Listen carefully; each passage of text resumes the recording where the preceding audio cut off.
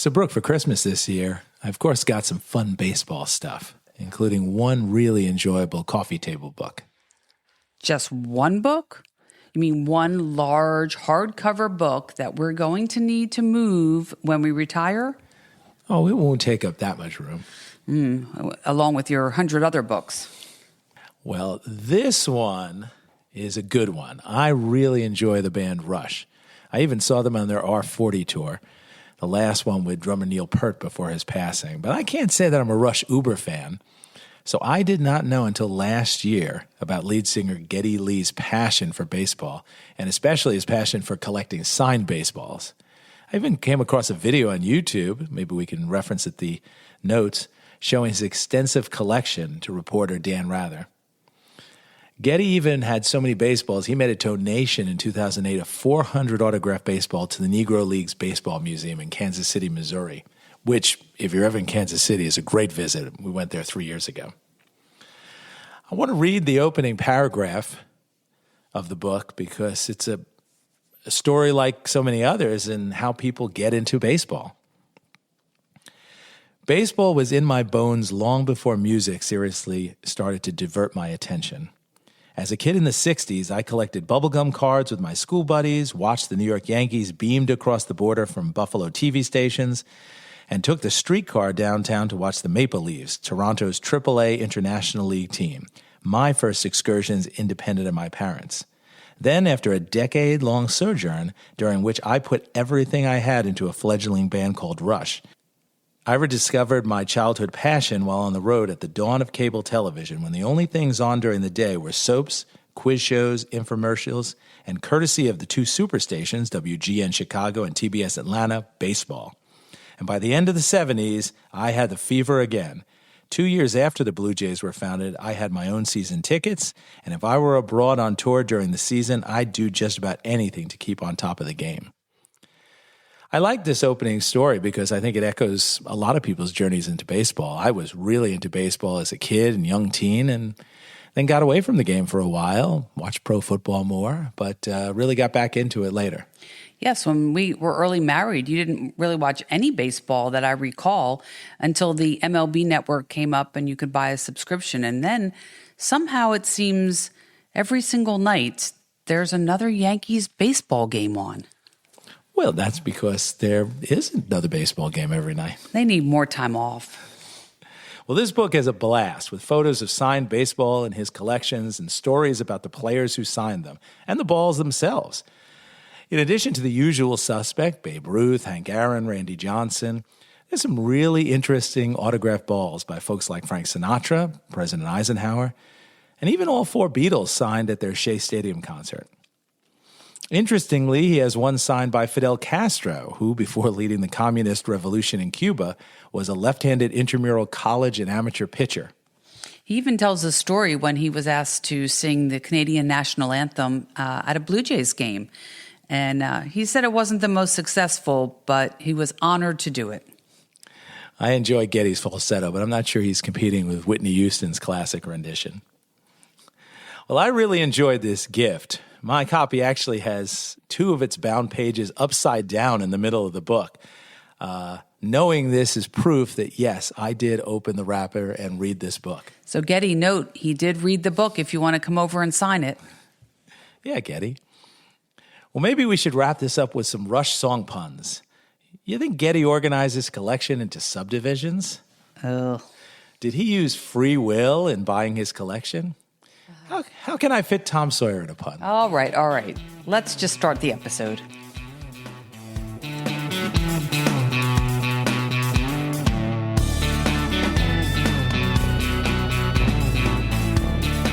Hello and welcome to Fungos and Fastballs, the podcast of baseball history and trivia. I'm your host, Jerry Dines, and each episode will be a snapshot into America's pastime. Maybe it'll be a player, a tradition, a stadium, a rule, or some random fun aspect of the game. So let's get on to today's topic. Today we're featuring Hall of Fame pitcher James Francis Galvin, or as he's better known as, Pud Galvin.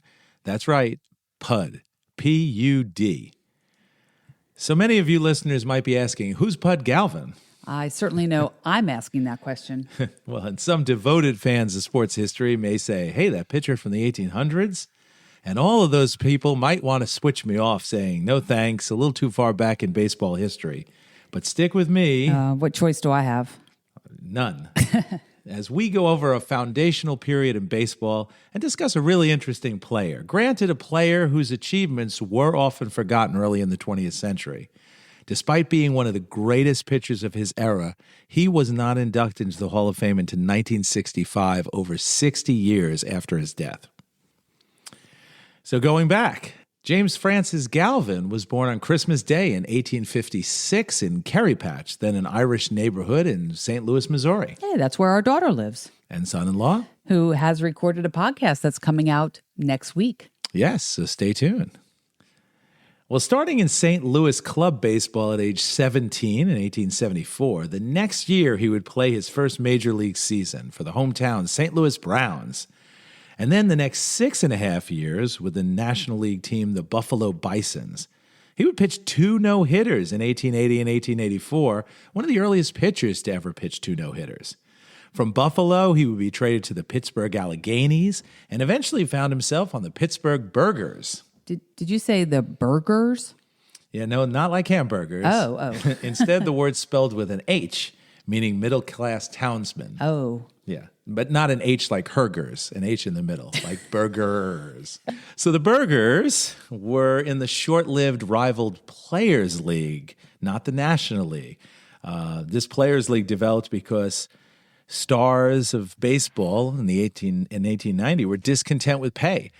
So, they couldn't negotiate with other teams because of the reserve clause, something that lasted in Major League Baseball until 1975.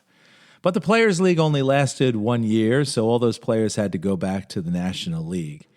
And he went back to the Alleghenies in 1891, which now were named... Okay, let me think. So you said the Alleghenies were for Pittsburgh, so I'm going to assume the Pirates? Yes, glad you read the script. Are there pirates in Pittsburgh, by the way? Yeah, they come across, what is that, the Lake Erie or something?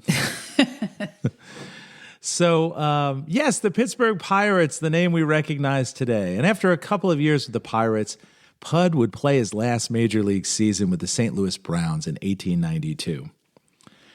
Well, in an era of great baseball nicknames like Icebox Chamberlain and Cannonball Titcomb. Wait, did you say Titcomb? That's pretty rough. It is, but I'm not sure I'd be excited with a nickname like Pud either. Good point. Now, Pud's nickname either came from his short, pudgy body habitus, or that he made batters look like pudding, which, if you can picture what that might look like. Is it chocolate, vanilla, or your favorite, banana pudding?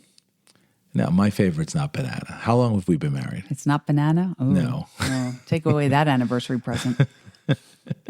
What's the pudding anniversary? The 3rd anniversary? It's got to be early clocks on. Or wood? So, well, not settling for a single nickname, the press also called Pud the Little Steam Engine, or because of his personality, Gentle Jeems. Well, Galvin really excelled at a fascinating evolution of the position of pitcher. In the beginning of the 1880s, there were actually 8 balls that constituted a walk. And as the decade progressed, it went from 6 balls to 5 balls, and by the decade's end, 4 balls that we know today. Now, can you imagine that as a pitcher? You come to work, nah, sorry, Bill. This year we're not using 6 balls, we're using 5. And then a couple of years later, no, you got to change your strategy. Now we're using 4 balls. So Pud had small hands, so he really couldn't throw a dominant curveball, but his fastball reportedly had really great control. In fact, retroactively calculated, his career ERA was 2.85, which is just crazy considering he pitched 6,003 innings. Now, I mentioned his ERA was retroactive because earned run average was not calculated until the 20th century, first by the National League in 1912. And we got to return to the ERA in a future episode, Brooke. I'll add it to the notebook. The ever-growing notebook of topics. We'll need another shelf. Well, here are some fastballs, some rapid stats. At the time of his retirement, he held the records for wins, inning pitches, and shutouts. As I said before, he pitched 6,003 innings, 646 complete games. That's only second to the career totals of Cy Young. Now, at that time, this was possible because you had two-man pitching rotations, not like the five-man rotations we have today. Pud became the first 300-game winner in 1888. In total, he got 365 wins. So Galvin's 365 wins now stands fifth among the 24 players who are in that elite 300 win club. 1 through 4 are all earliest 20th century players. The number one is Cy Young, 511 wins, who passed Galvin in 1903. You got Walter Johnson, Grover Cleveland Alexander, Christy Mathewson. Now, by comparison, the most modern pitcher with the most wins is 355, Greg Maddux, and that's still 10 less than Galvin had. So he wasn't a great hitter, but Galvin was noted as a great defender, and he had this pickoff move, which apparently drew a lot of complaints from opposing players and managers because they claimed it looked like a balk. You know, I don't know the balk. It's such a weird word to say, but I can barely see it once it gets called. They're subtle. They're very hard, and sometimes, I have to watch that rerun. Produces a lot of fan anguish. But he'd start a motion towards third and then spin back quickly, catching opponents off first. And again, he had that Patrick Mahomes quality. He could fire a ball at first without even looking, faking out runners. So a shout out to the Society for American Baseball Research for some good Galvin stories. In one game in 1886, he loaded the bases with 3 walks. But after doing that, proceeded to pick the runners off at first, then third, then second. And then there was an 1887 game where Galvin's trash-talking with White Sox player-manager Cap Anson. That would be great if we had more inter-team, on the field, the pitchers just trash-talking to the opposing dugout. I don't think umps allow that today. But Galvin, taunted Anson. He said, hey, do you want to see me catch one of your men, off at first? Anson dared him to do it, so Galvin struts to the pitcher box, walks outfielder Jimmy Ryan on purpose, and then after Ryan arrived at first base, Galvin immediately picked him off. And, Cap Anson was furious, Galvin splitting his side laughing, after doing that. So funny story there. Well, Pud died poor at age 45 in Pittsburgh.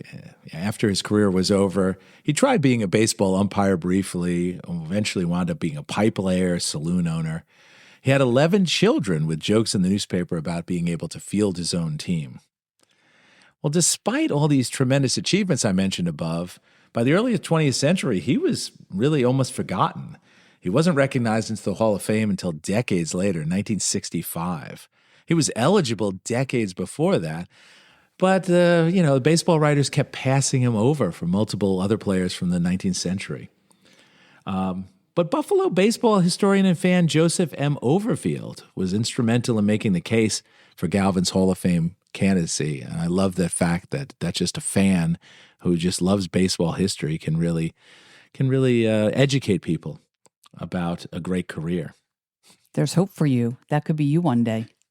Who, the fan or the player? No, being Joseph Overfield. You're not going to be the player. Yeah, being the fan. I don't think I can be inducted. I'm no, that's not going to work. A little old. Maybe they'll have podcasters one day. But you're right. Maybe as a podcaster, that would be good.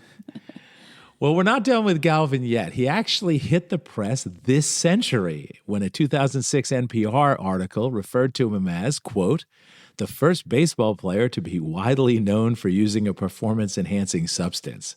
Gasp.